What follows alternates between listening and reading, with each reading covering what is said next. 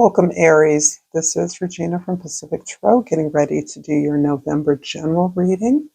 This is general, so it isn't going to resonate for all of you. If you're interested in a personal reading, information for the readings I offer is in the description box below. I'm having a 50% off sale on all the readings that I offer through the end of this year, December 31st. So please take advantage of that if you are so inclined. This reading is focusing very much on the entire month of November, but a couple of noteworthy events that I will cover separately is the new moon in Scorpio on the 1st of November, and its ruling planet, Pluto, the ruling planet of Scorpio, changing signs after 15, 17 years, moving into Aquarius later in the month. So these are momentous occasions, and I will talk more about those at separate readings. However, this is flavoring the very intense time we're already experiencing. So let's get started, Aries, with your overall energy for this month of November, the Knight of Wands. The Knight of Wands is your enthusiasm, your excitement, your energy as you propose new solutions to the way that you share resources with others. This is a focus of particularly the new moon on the 1st of the month that highlights this area of your life activities where you work with others to extend your material comfort, possessions, security, and stability. You are excited about new opportunities, perhaps alternatives to traditional ways of investing your money and sharing that with others. So this entire month is flavored with this idea of your inspiration to grow, to move forward, to expand, to do something. And your determination, your clarity, your excitement is inspiring others. In the 10th house, the house of your social identity, and the way others see you, the Ace of Cups. What could be more beautiful? You are really shifting the way that you identify what your strengths are. I feel as though you're shifting towards a more creative expression, to aligning yourself with things that flow, make you feel good, support you, and the kind of advisement, support, and love that you can give others. So there's a real sense that you may be pioneering or fronting a movement whose sole aim is to support others, to be imaginative, creative, to unlock talents everyone has.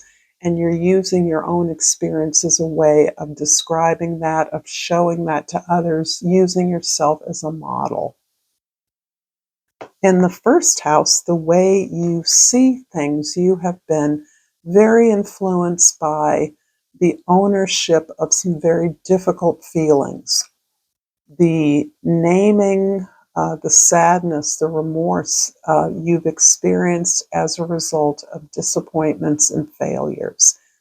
And in your efforts to take some responsibility for a pattern that you've identified in the way that you seek to align yourself with others, you have come to recognize that the feelings that are now indicating how misaligned, how much you had misjudged a situation or desperately wanted something to be a match for you was a miscalculation that has allowed you to own your mistakes, own your behaviors, see your immaturity, see your rashness in wanting so desperately to be in love, to be successful at something, to succeed spectacularly in a way that has taught you a lot about the way in which you have not been able to identify your own best interest.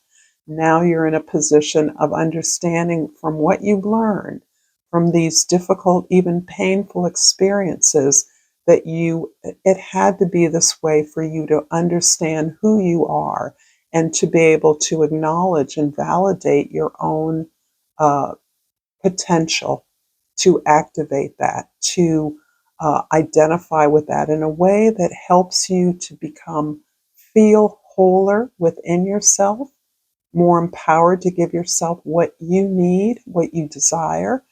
And also, this becomes reflected in all of your relationships so that you are matching yourself with individuals who are willing to acknowledge this deep connection that you share and to use that to build on, to build something beyond yourself. In the fourth house, the house of your home, your history, your soul, your roots, the Two of Pentacles makes me think about a way that you are mining your past. You are looking for the details, the strategies, uh, the wisdom of your ancestors to integrate that knowledge into your life now, into your sense of possibility, into a reclamation of your power. And doing that has you feeling a bit unprepared, a bit of an imposter, like you can't believe the vision that you're beginning to experience inside that has you in your present, understanding that in order to keep up with your own development, that there are things you're going to need to learn, there are things you're going to need to do to upgrade yourself as appropriate to your conditions.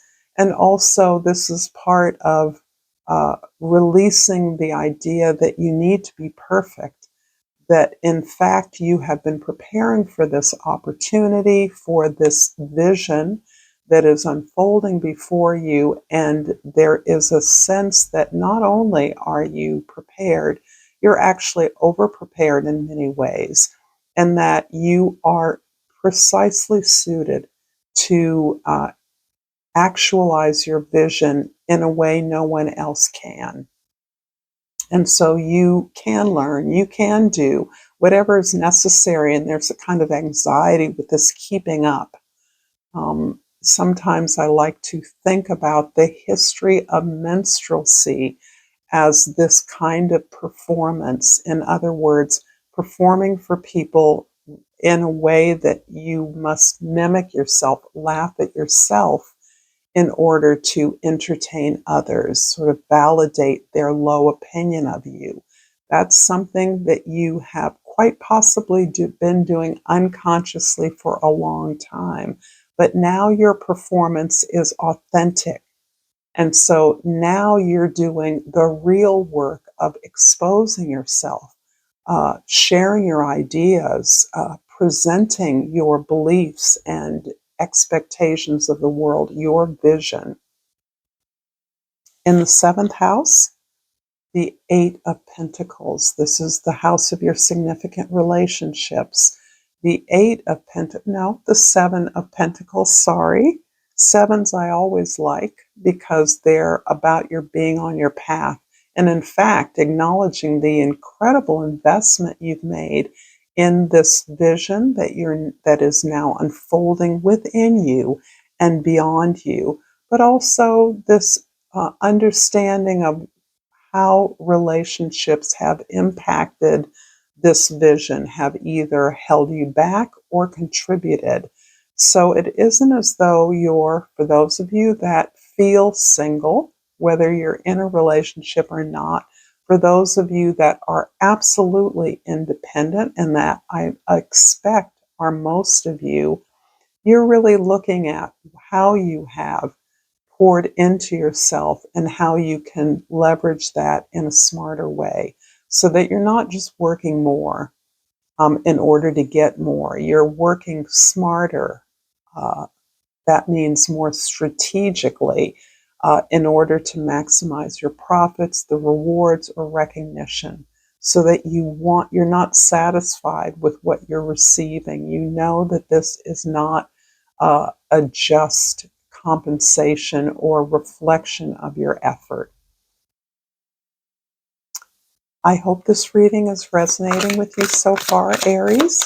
If so, please like this video, share it with others, and subscribe to my channel, Pacific Tarot. I appreciate all the ways that you do support me, so thank you for that. And I pulled the Success card.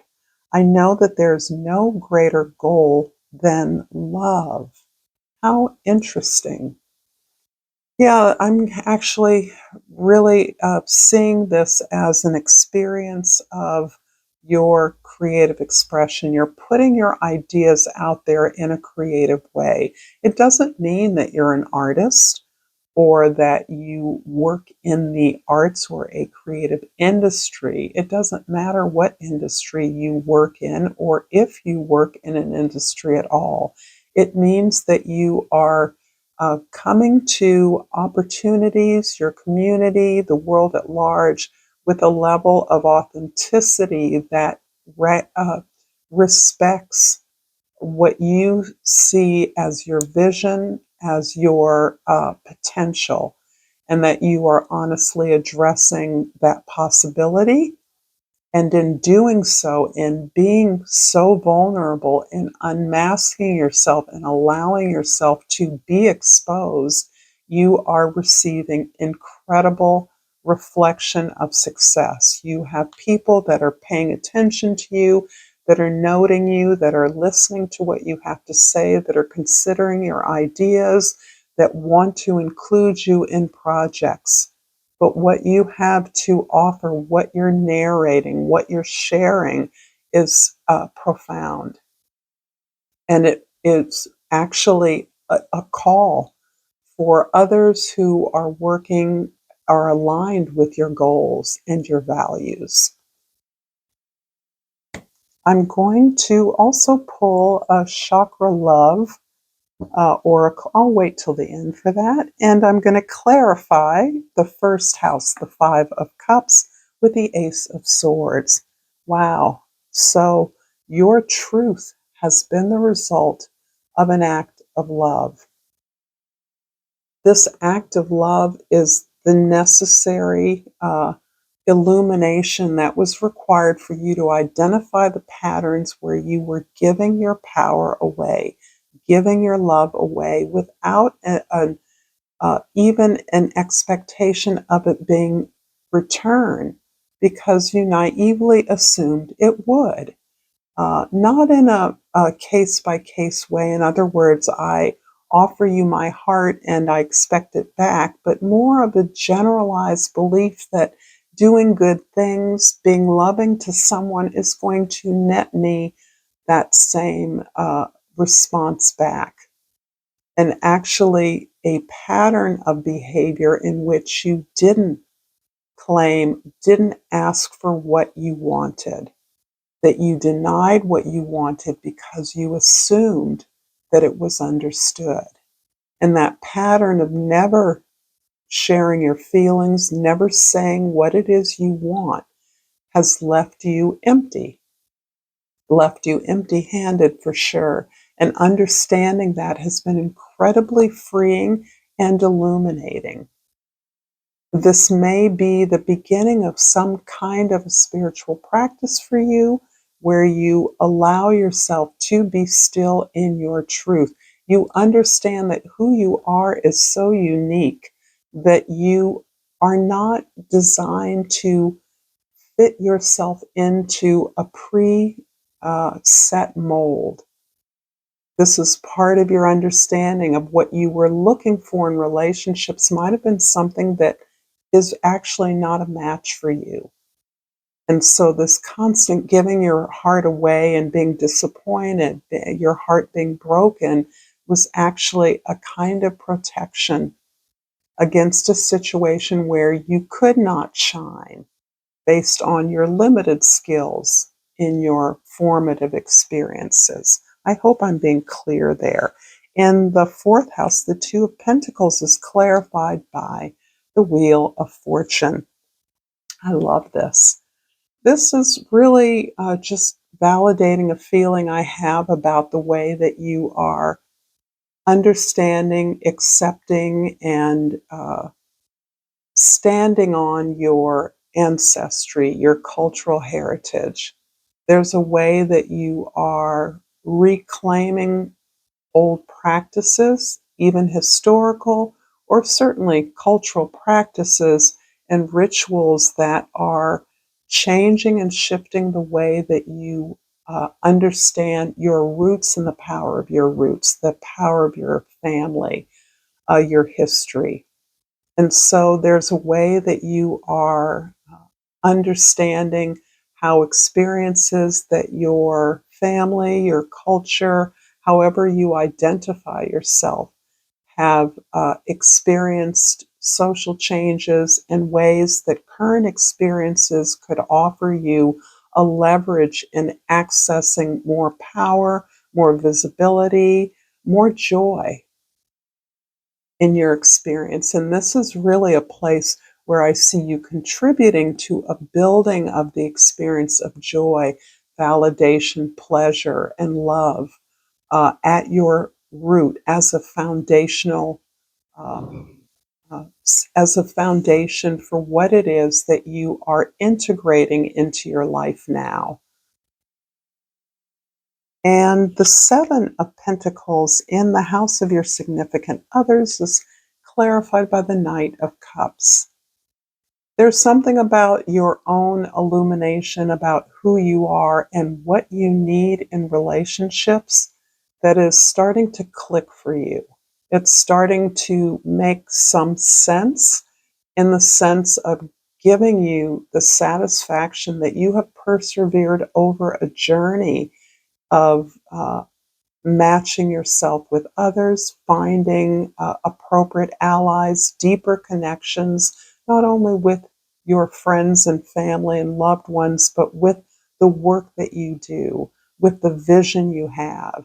You feel an immense pride and joy in the way that you have found and transformed a really sometimes sad and lonely experience of partnership, feeling oddball, feeling outside of the warmth, comfort, and security of traditions that now is making itself clear and being giving you a sense of joy as you claim what is uniquely your expression, not trying to fit yourself in, working with what you have, understanding that now that you're committed to your own potential, your own joy, your own vision, that you are actually uh, able and committed to working harder, to loving yourself more, to honoring and respecting who you are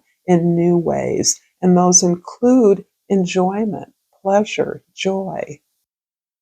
And the Ace of Cups in the 10th house is clarified by the Six of Wands. Interesting.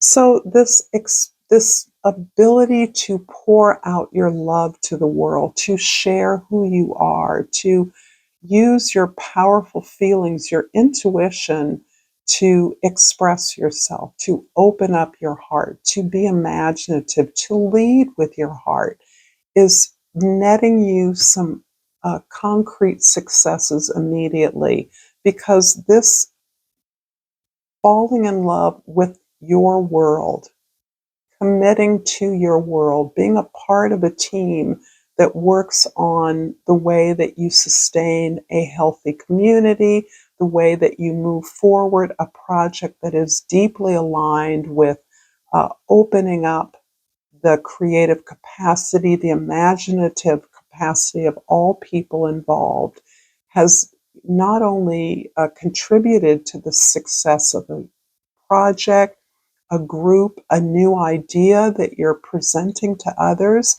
but it's also gaining you the respect of your colleagues, your peers, your uh, collaborators, your fellow community members, your neighbors.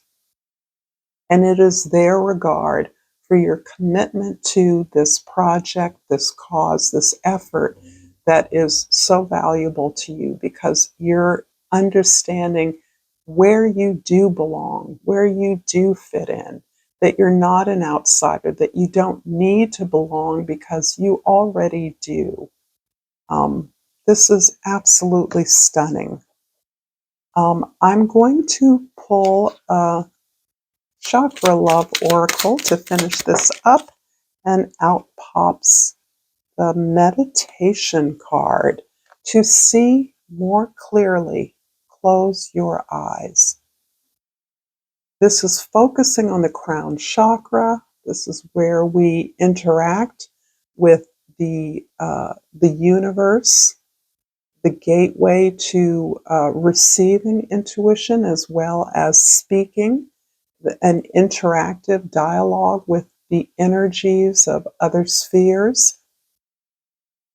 And the gemstone that this is pictured is an iolite on the outside. So meditation absolutely is what has empowered this brand new presentation of who you are. You have become an agent of love in some capacity that is extremely creative, expressive, and vulnerable. And yet your co-workers, your collaborators are all projecting you and are aligned with you together. So together you are stronger. Thank you so much, Aries, for this beautiful reading. I may have called you other names along the way, and I apologize if so. If not, it's good. It is the full moon in Aries right now, so I am a little bit jumpy and excited. But until next time, namaste.